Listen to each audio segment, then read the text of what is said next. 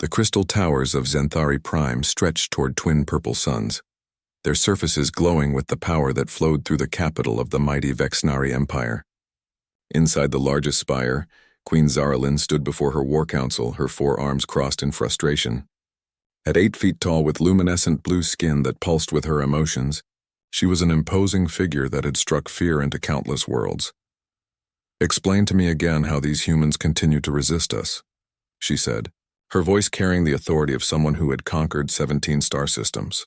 The holographic display showed red zones across human space where Vexenari forces had been pushed back or destroyed entirely.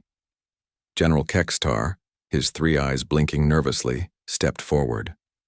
"My queen, they fight unlike any species we have encountered. Our psychic attacks barely affect them. When we destroy their ships, they rebuild them better than before. When we adapt our strategies, they change theirs faster." "Impossible," growled Commander Thexmore, his scarred face showing displeasure. "No primitive species should be able to match our technology. We have crushed civilizations far more advanced than these hairless apes." The Queen studied the battle reports with growing irritation. 3 years ago, when her scouts first discovered the human colonies, they seemed like easy prey. The humans had basic space travel and simple weapons. Their minds appeared chaotic and unorganized compared to the disciplined thoughts of more civilized species. Yet somehow, these chaotic minds had become their greatest strength. "They do not fight like a unified force," reported Intelligence Minister Velnari, her silver robes rustling as she approached the display.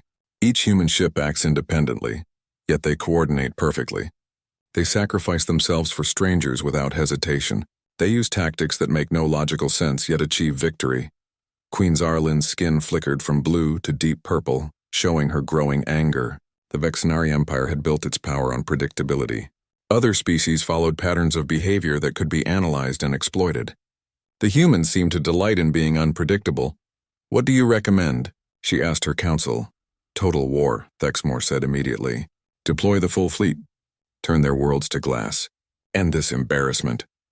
"That would cost us millions of ships and billions of soldiers," Velnari objected. "The humans have shown they grow stronger under pressure. A full assault might trigger something worse." The Queen considered this. The reports from the front lines were disturbing. Human prisoners spoke of sleeping giants and awakening potential. Their leaders hinted at projects and discoveries that could change everything. Most worrying of all, several Vexenari psychics had reported sensing something vast and ancient stirring in human space. "There is another option," Velnari continued. "Our intelligence network has identified key human leaders. Perhaps a diplomatic solution could succeed where force has failed." "Diplomacy?" Thexmore spat. "With primitives?" "A marriage alliance," the intelligence minister explained. "Choose one of their war heroes. Bind him to our empire through marriage to our queen. This would give us access to their military secrets and create division in their leadership." Queen Zaralyn found the idea intriguing. The Vexenari had used marriage politics to control dozens of worlds. A human husband would be easy to dominate, and through him, she could learn the secrets of human resistance. "Show me their leaders," she commanded. The holographic display shifted to show human military officers. Most looked unremarkable to Vexenari eyes, small, fragile, with only 2 arms and strange patches of hair on their heads. But one caught her attention. Captain Ryan Blake stood on the bridge of a human warship, calm and composed as explosions lit up the space around him. He was tall for a human, with reddish-brown hair and green eyes that seemed to see everything. Intelligence reports showed he had led the defense of the Titan colonies, turning what should have been a quick Vexenari victory into a costly defeat. This one, the Queen decided. Send the proposal. The message reached the human colony ship New Haven 3 days later. Captain Ryan Blake read the formal proposal while sitting in his small quarters, surrounded by technical manuals and star charts. The Vexenari wanted a marriage alliance. They were offering him as tribute to their queen. Ryan smiled, which surprised his commanding officer, Admiral Lisa Park. "You find this funny, Captain?" she asked. "Just thinking about the irony," Ryan replied. "They want to marry me to learn our secrets." "You can't seriously be considering this," Admiral Park said. "It's obviously a trap." Ryan set down the message and looked out at the stars. "Maybe, but it's also an opportunity. Think about it. Direct access to their capital world, their technology, their leadership structure. They'll try to break you. Use psychic manipulation, torture, who knows what else. I'm tougher than I look, Ryan said quietly. Something flickered in his green eyes just for a moment, like light reflecting off deep water. The Human Council met for 3 days to debate the proposal. Some called it madness. Others saw it as a chance to buy time for humanity's secret research projects.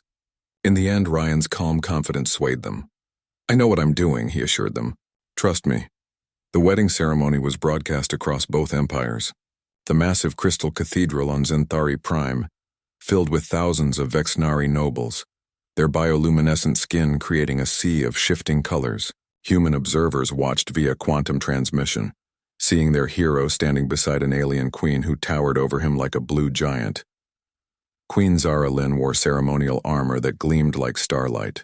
Her forearms were decorated with the ritual markings of conquest and dominion. She expected her new husband to show fear or at least nervousness as he stood before beings who could tear him apart without effort. Instead, Ryan Blake seemed almost relaxed. He spoke his vows in perfect Vexnari, having somehow learned their complex language in just 3 weeks. When the queen placed the marriage crown on his head, a circlet designed to allow psychic monitoring of her new spouse, he smiled, as if receiving a pleasant gift. Do you understand what you have agreed to, human? Queen Zara Lynn asked during the private ceremony afterward. I think so, Ryan replied, his voice carrying no trace of fear. I'm here to help build a bridge between our peoples. The queen studied her new husband with her psychic senses, trying to read his thoughts and intentions. What she found made her pause. Most alien minds felt like open books to Vexnari telepaths. Ryan's mind felt like trying to read words carved in solid stone. Present, but somehow unreachable. Welcome to the Vexnari Empire, Captain Blake, she said finally. Thank you, Your Majesty, Ryan replied. I have a feeling this is going to be very educational for both of us. As the celebration continued around them, neither bride nor groom realized that this marriage would reshape both their civilizations forever. The game had begun, but neither player truly understood the rules they were about to discover. The royal palace of Zenthari Prime was a maze of crystal corridors and floating gardens that defied gravity. Queen Zara Lynn had expected her new human husband to be overwhelmed by the alien architecture and advanced technology. Instead, Ryan Blake walked through the halls as if he had lived there his entire life. The quantum stabilizers in the gravity fields are very elegant, he mentioned casually during their first tour together.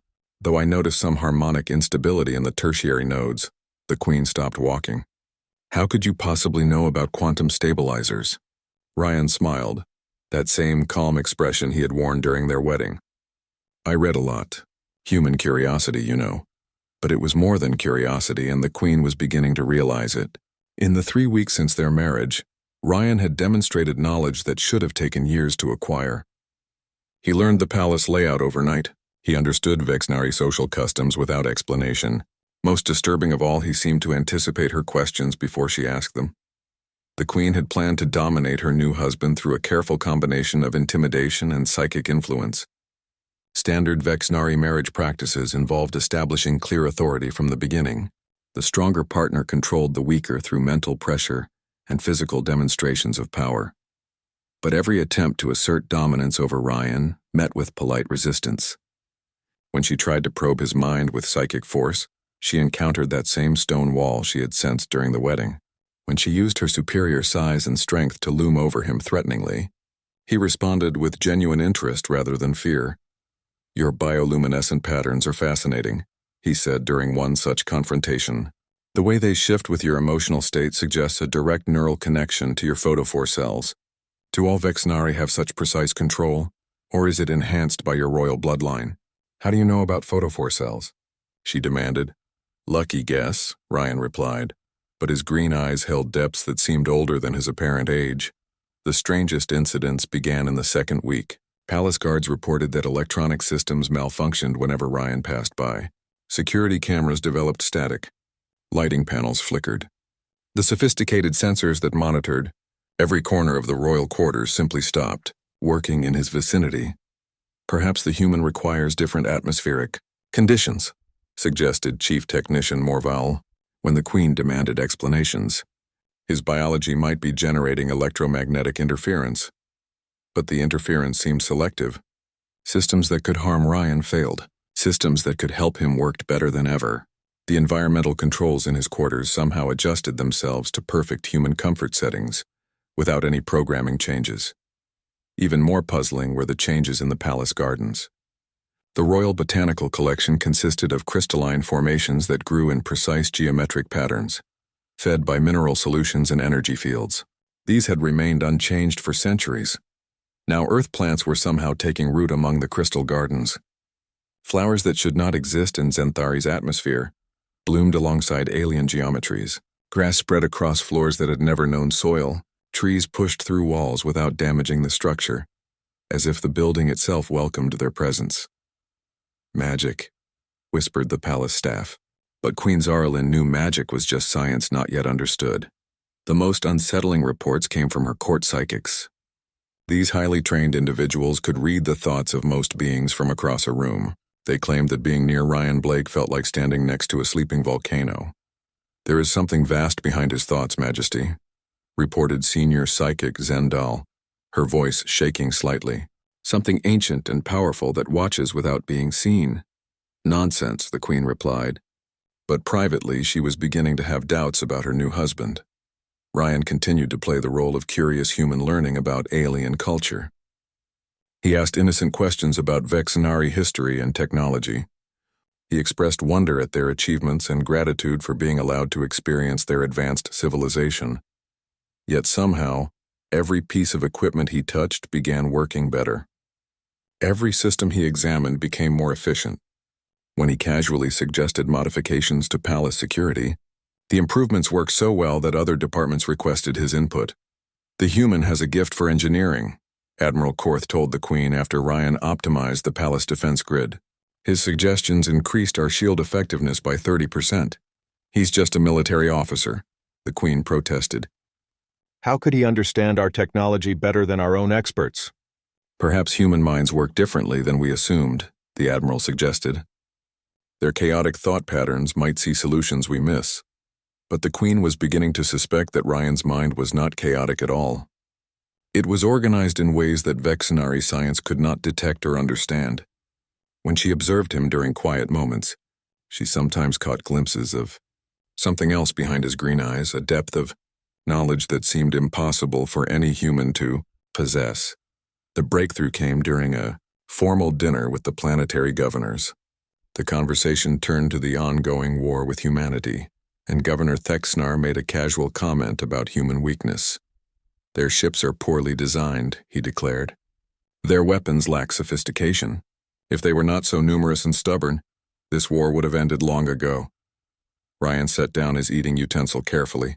"Actually, Governor, I think you might be misunderstanding human strategy. We don't try to match your technology directly. We try to make it irrelevant." "Explain," the Queen demanded.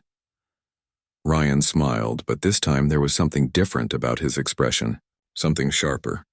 "Take your plasma weapons, for example. Very effective against conventional shielding, but they rely on coherent energy states that can be disrupted by introducing quantum uncertainty at the particle level." The governors stared at him in confusion, but the Queen felt a chill run down her spine. Ryan was describing classified research that only the highest-level Vexenari scientists understood. "Or your psychic control systems," Ryan continued conversationally. "They work by establishing resonance patterns in the target brain. But human neural structure is naturally chaotic. We resist psychic influence not because we're strong, but because we're impossible to predict." "How do you know this?" Queen Zarlin asked quietly. Ryan met her gaze, and for just a moment she saw something in his eyes that made her breath catch. It was not the look of a primitive human learning about advanced alien science. It was the look of someone who understood science far beyond what any civilization in the galaxy had achieved. "I pay attention," he said simply. That night, as the Queen lay in her chambers trying to process what she had witnessed, disturbing reports arrived from the warfront. Human forces had begun deploying new technologies that should not have been possible. Energy shields that absorbed Vexenari plasma instead of being destroyed by it. Ships that seemed to phase through solid matter. Weapons that adapted their targeting systems faster than Vexenari evasion protocols could respond. The tide of war was turning, and it was turning against the empire that had never known defeat. Queen Zaralyn stood at her window, looking out at the stars where her fleets were losing battles they should have won easily. Somewhere out there, humanity was becoming something more dangerous than she had ever imagined. And here, in her own palace, she was married to a man who claimed to be human, but demonstrated knowledge that no human should possess. She turned to study her sleeping husband, his face peaceful in the alien moonlight. Whatever Ryan Blake truly was, she was beginning to realize that humanity had not sent her a diplomat. They had sent her a mystery wrapped in human skin, and that mystery was quietly rewriting the rules of the war that was supposed to secure Vexnari dominance forever. The game was changing, and she was no longer certain who was playing and who was being played. 3 months after the royal wedding, cracks began appearing in the Vexnari Empire. Not physical cracks, but fractures in the careful political structure that had held 17 star systems under Queen Zaralyn's control. The war with humanity was going badly, and some members of the military council were beginning to question their queen's judgment.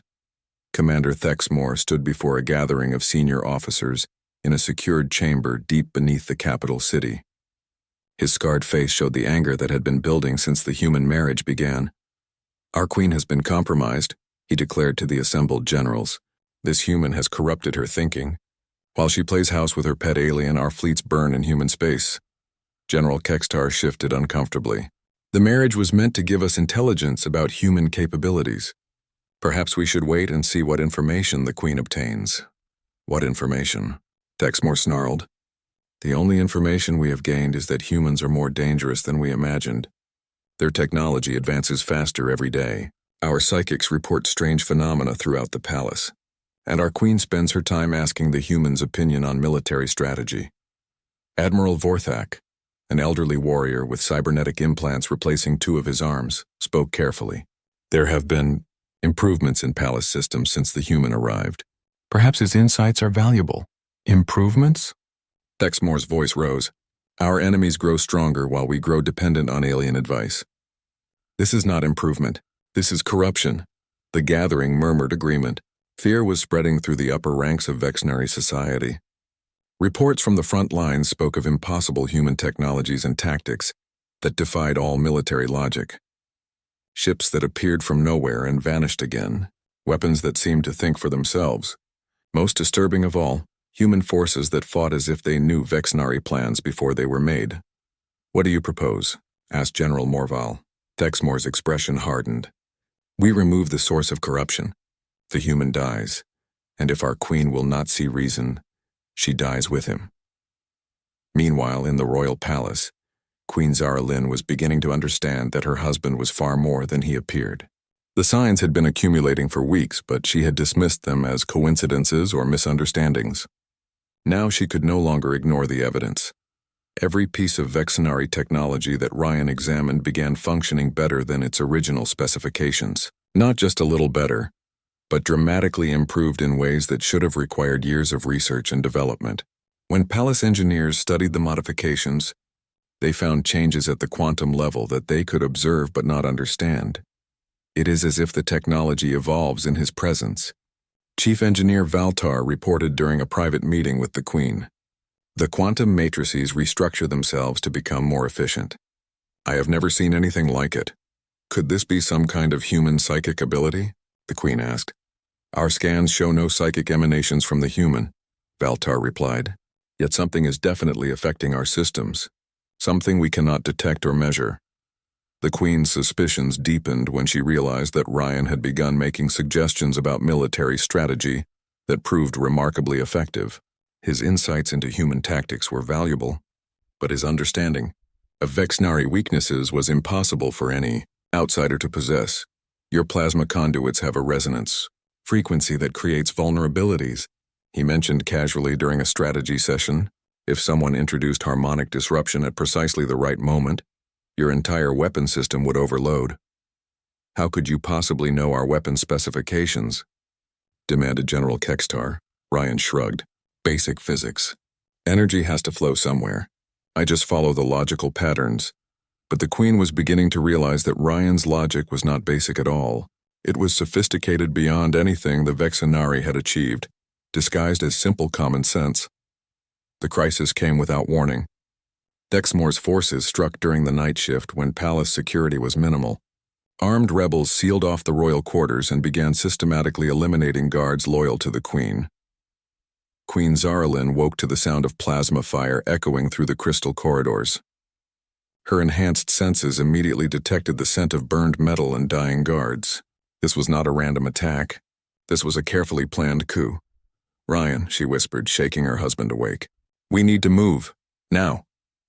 Ryan Blake opened his green eyes and sat up calmly as if waking to armed rebellion was a normal occurrence.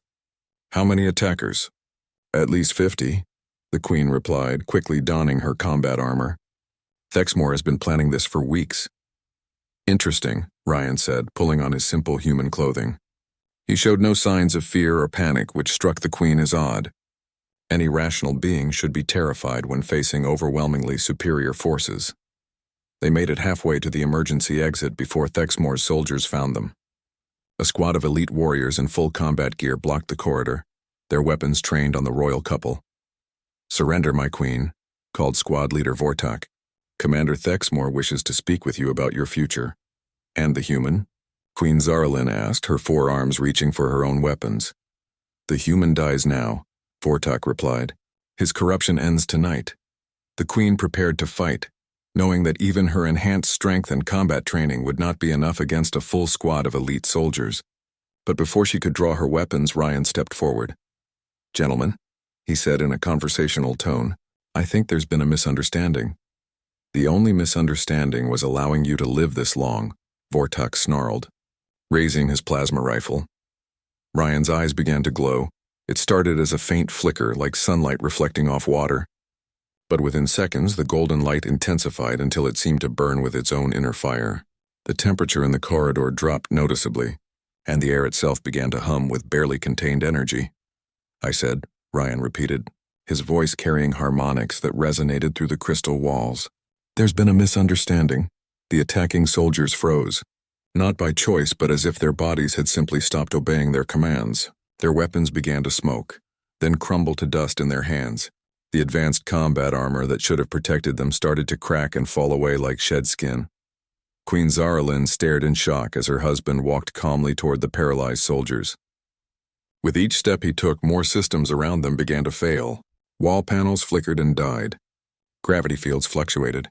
Even the air recycling system stuttered as if struggling to function.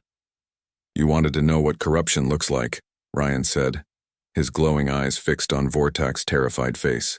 "This is what happens when someone tries to harm my wife." The squad leader tried to speak but only managed a strangled whisper. "What? What are you?" Ryan smiled, and in that smile was something ancient and terrible and utterly inhuman. "I'm exactly what humanity needed me to be." With a gesture that seemed almost casual, Ryan somehow sent all 6 soldiers flying backward down the corridor. They hit the crystal walls with sickening thuds and did not get up again. The Queen found her voice at last. "Ryan, what did you just do?"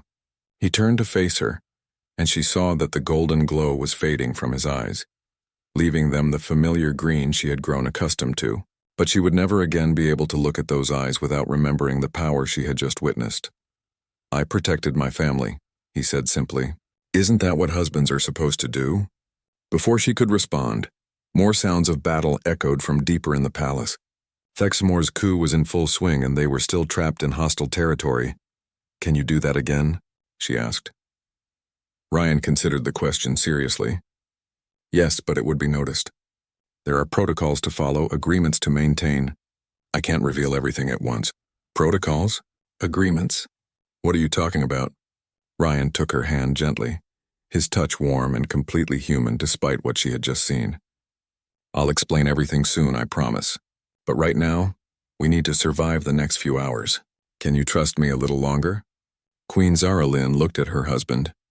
This being who claimed to be human but wielded power that defied every law of physics she understood. She thought about the improvements to palace technology, the impossible knowledge he possessed, and the way reality seemed to bend around him. "I don't have much choice," she admitted. "No," Ryan agreed with that same calm smile. "I don't suppose you do." As they moved deeper into the palace to confront the rebellion that threatened to tear the Empire apart, the Queen realized that the war between humanity and the Vexnari had never been what she thought it was. The real question was not whether the Vexnari could conquer humanity. The question was whether humanity had already conquered everything else without anyone noticing. The royal throne room had become a battlefield. Crystal walls showed scorch marks from plasma weapons, and the elegant floating gardens had been torn apart by the violence of civil war. Commander Thexmore stood at the center of the destruction, his scarred face twisted with satisfaction as he watched his soldiers secure the palace. "Bring me the Queen and her human pet," he ordered his lieutenant. "It's time to end this charade." But when the soldiers returned, they carried only their own wounded. The reports they gave made no sense. Elite warriors spoke of weapons that turned to dust and armor that simply fell apart. They described a human whose eyes burned like small suns and whose voice could freeze a Vexnari warrior in place. "Impossible," Thexmore snarled. "Humans have no such powers. You were defeated by fear and superstition." Before his lieutenant could respond, the great doors to the throne room opened.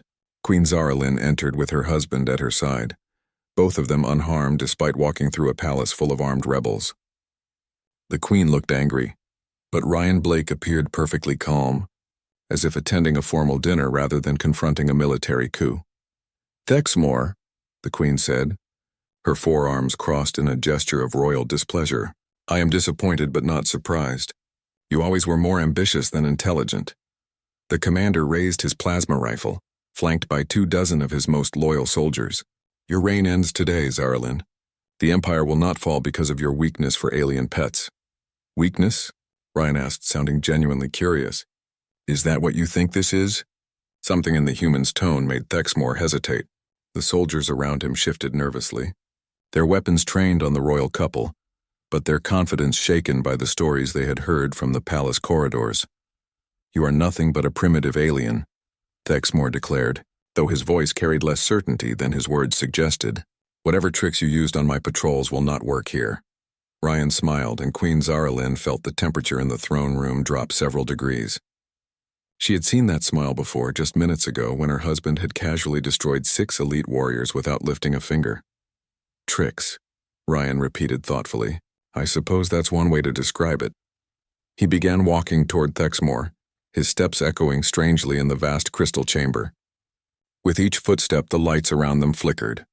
The advanced holographic displays that showed tactical information began showing impossible patterns. Even the artificial gravity seemed to fluctuate, making everyone feel slightly off balance except for Ryan himself. "Stop," Thexmore commanded, raising his weapon. "One more step and I will kill you where you stand. Will you?" Ryan asked, continuing his approach without pause. "With what weapon?" Thexmore looked down at his plasma rifle in confusion. The weapon was intact, fully charged, and functioning normally according to all its indicators. But when he pulled the trigger, nothing happened. The energy that should have fired in a deadly beam simply wasn't there. "Impossible," he whispered. "Improbable," Ryan corrected gently, "but not impossible. Your weapon requires a coherent plasma state to function. I'm simply introducing a small amount of quantum uncertainty into the energy matrix. The plasma exists, but it can't decide whether it wants to be here or somewhere else." The other soldiers tried to fire their weapons with the same result. Advanced Vexnari technology, refined over centuries of warfare, had suddenly become as useful as decorative ornaments. "What are you?" Thexmore demanded, backing away from the approaching human. Ryan stopped walking, and for a moment his expression became almost sad. "That's the question, isn't it? What am I?" The golden light began to grow in his eyes again, but this time it was accompanied by something else. The air around Ryan started to shimmer, as if reality itself was becoming uncertain. Shapes that had no name flickered at the edges of perception. The solid crystal floor beneath his feet developed patterns that hurt to look at directly. 3 years ago, Ryan said, his voice carrying harmonics that seemed to come from everywhere and nowhere, humanity discovered something in the quantum foam between dimensions. Fragments of a civilization that existed before your empire, before your species, before most of the stars in this galaxy were born. Queen Zaralyn listened with growing horror and fascination as her husband revealed truths that rewrote everything she thought. She knew about the universe. These beings had transcended physical reality eons ago, Ryan continued. They left behind traces of their consciousness embedded in the fabric of space-time itself. When your empire attacked humanity, our scientists were desperate enough to try anything. Most subjects who attempted to merge with these consciousness fragments died or went insane. The shimmer around Ryan intensified, and for brief moments the watchers could see something vast and ancient, superimposed over his human form, something that had once been human but had become something infinitely more complex. "A few of us survived the process," he said. "We retained our human memories and personalities but gained access to knowledge and abilities that your science cannot measure or understand. I volunteered for this marriage not for diplomacy, but because humanity needed someone who could study your empire from within." Theximor was backing toward the throne now, his face pale with terror. "You're not human at all. You're some kind of monster." "I'm still human," Ryan said firmly, "but I'm also something more. And while you've been focused on conquering worlds, my people have been learning to reshape reality itself." The Queen found her voice at last. "The technology improvements, the strange incidents, your impossible knowledge, all of it was real. All of it was me gradually allowing my true nature to influence the world around me," Ryan confirmed. "I've been very careful to limit the effect, but every piece of equipment I've touched has been subtly upgraded with knowledge from beings who mastered science millions of years ago." "But why?" the Queen asked. "Why reveal yourself now?" Ryan turned to face his wife, and she saw genuine affection in his eyes despite the cosmic horror of what he had become. "Because someone threatened you. Because in the months we've spent together, my feelings have become real. I may not be entirely human anymore, but I still understand love." The revelation was interrupted by alarms echoing throughout the palace. Emergency lights bathed the throne room in red as automated systems announced the arrival of unknown vessels in Zenthari orbit. "The human fleet," Theximor gasped. "They've come for their spy." Ryan shook his head. "Not to retrieve me. To retrieve what I've learned, and to begin the next phase." Through the crystal walls they could see ships appearing in the night sky above the capital. But these were not the crude human vessels that Vexenari forces had been fighting for 3 years. These ships seemed to exist in multiple dimensions simultaneously, their forms shifting and changing as they moved through space in ways that violated every known law of physics. "The war was never about conquest," Ryan explained as his comrades watched the impossible fleet take position around their world. "It was about evolution. Humanity learned long ago that true strength comes not from dominating others, but from lifting them up to become something greater than they were alone." Queen Zaralyn stared at the fleet above and then at her husband, understanding finally dawning. "You're not here to defeat us. You're here to transform us." "To offer you a choice," Ryan corrected. "The same choice that was offered to humanity 3 years ago. You can remain as you are, or you can become part of something larger than any single species could achieve alone." He held out his hand to her, palm up, and she could see energy patterns dancing across his skin like living tattoos. "The process is dangerous. Not everyone survives, but those who do become capable of things that would seem like magic to those who haven't made the transition." Theximor screamed in rage and charged at Ryan with a ceremonial blade, the only weapon in the room that didn't rely on technology. The knife passed through the human's body as if he were made of mist, and Theximor stumbled forward into empty air. "The choice is yours," Ryan said to his wife, ignoring the commander, who was now clawing frantically at the floor where his target had stood moments before. "But choose quickly. The integration process works best when both civilizations consent to the merger." Queen Zaralyn looked at the hand her husband offered, knowing that accepting it would change not just her own life, but the entire future of her empire. Above them, ships that bent reality around themselves waited patiently for her decision. The age of conquest was ending. The age of transcendence was about to begin. All she had to do was take his hand. Queen Zaralyn stared at her husband's outstretched hand, knowing that her next decision would determine the fate of 17 star systems and billions of lives. Above the palace, the impossible human fleet waited in perfect formation, their reality-bending ships casting shadows that fell upward instead of down. "If I refuse?" she asked quietly. Ryan's expression remained gentle, but there was ancient sadness in his eyes. "Then humanity will withdraw and your empire will continue as it always has. But you'll never know what you could have become. And if I accept, Then you'll understand what it means to be more than any single species ever imagined possible. Commander Thexmore, still clawing at the floor where Ryan had been standing moments before, looked up with wild eyes. You cannot trust these creatures, my queen. They are parasites wearing human faces. They will consume us all. Ryan turned to the commander with something that might have been pity. Consume? No, Thexmore. We integrate. We become something greater together than either species could achieve alone. The queen studied her husband's face, searching for any trace of deception. In their month together, she had learned to read his expressions, his moods, his genuine care for her well-being. What she saw now was the same man she had come to love, but viewed through the lens of cosmic truth. Show me, she said simply. Ryan smiled, the first truly joyful expression she had seen from him since the fighting began. Are you certain? The process cannot be reversed. Show me what you really are. Ryan nodded and let the last of his human disguise fall away. The change was not physical. He still looked like the same auburn-haired man she had married. But reality around him began to shift and flow like liquid glass. The crystal walls of the throne room became transparent, revealing layers of existence that extended far beyond normal perception. Through Ryan's transformed awareness, Queen Zaralyn could see the palace as it truly was, not just a building, but a complex pattern of energy and matter and consciousness all woven together in ways that Vexnari science had never suspected. She could perceive the quantum foundations of reality itself, the hidden connections between all things, the vast network of consciousness that linked every living being in the galaxy. And she could see the ancient presence that Ryan carried within himself, fragments of beings so advanced that they had discarded physical form millions of years ago, choosing instead to exist as pure thought within the fabric of space-time itself. The predecessors, she whispered, understanding flooding through her mind.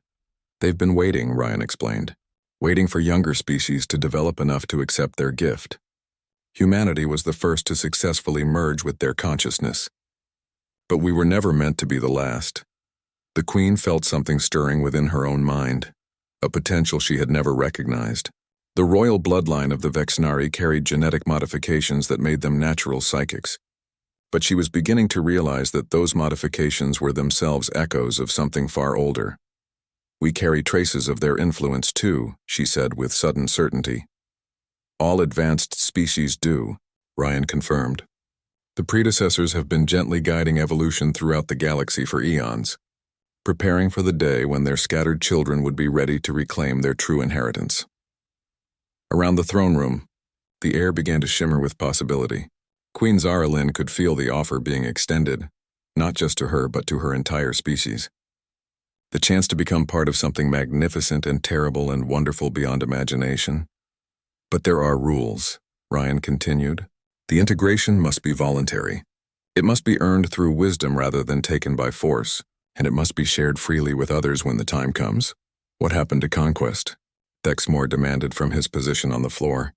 What happened to the strong dominating the weak? That was never the real goal, the queen realized. The Vexnari Empire was just practice. Learning to organize civilizations, to bring different species together, to create the infrastructure that would be needed for something much larger. Ryan's smile widened. Every empire that has ever existed served the same purpose, though most never realized it.